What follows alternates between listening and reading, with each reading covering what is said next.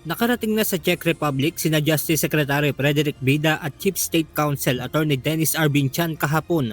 Bukod dito, ngayong weekend din inaasahang darating sa naturang bansa ang mga kinatawan naman mula sa Philippine Center on Transnational Crime o PCTC upang makipag-usap sa Czech authorities para sa posibleng pagpapauwi kay Saldico. Sa ngayon na inaasikaso na ng Embahada ng Pilipinas ang schedule para makausap nila ang kanilang counterpart official sa naturang bansa.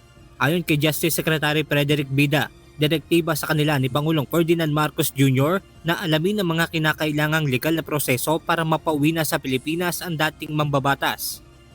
Para po matukoy ito sa tungkol dun sa pagpapauwi po sa akusado po na dating mambabatas si Saldico. First point is that the priority on this matter is very high by the Philippine government.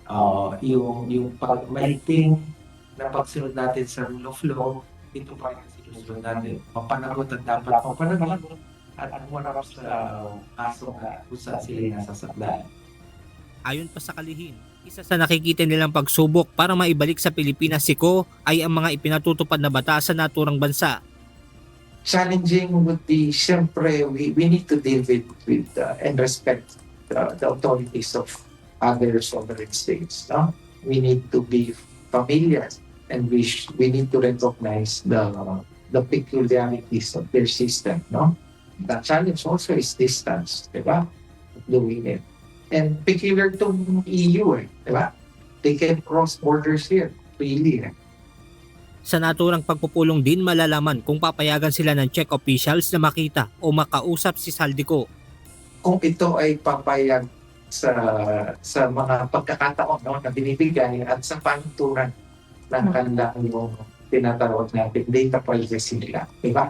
Yung mga panturan nila kung paano makakausap, makikita ang isa akusado na tulad ni former Congressman Sashi. Samantala, nanindigan din si Secretary Bida sa terminong ginamit ni DOJ spokesperson Attorney Polo Martinez na hindi na-aresto si Saldico sa Czech. Let's do away with the word arrest, no? Let's do away with the word arrest because arrest assumes that it's being done by the country which has jurisdiction over him, right? And the Czech Republic cannot lawfully arrest Saldico because, of course, wala naman siyang outstanding warrant dun eh. The warrant exists here in the Philippines. I mean, rather that the case is pending here in the Philippines. Let me just make that clear.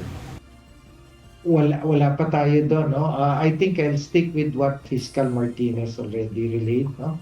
I'll stick to that until and after I need verification after my meeting with the Czech Republic. Positibo naman ang pananaw ng DOJ na magkakaroon ng resulta ang kanilang pakikipag-usap sa Czech authorities, lalo na at kasama rin ito ng Pilipinas na lumagda sa United Nations Convention Against Corruption o UNCAC. Benedict Samson, UNTV News and Rescue. Diyos ang aming sandigan, serbisyo publiko ang aming pinahahalagahan.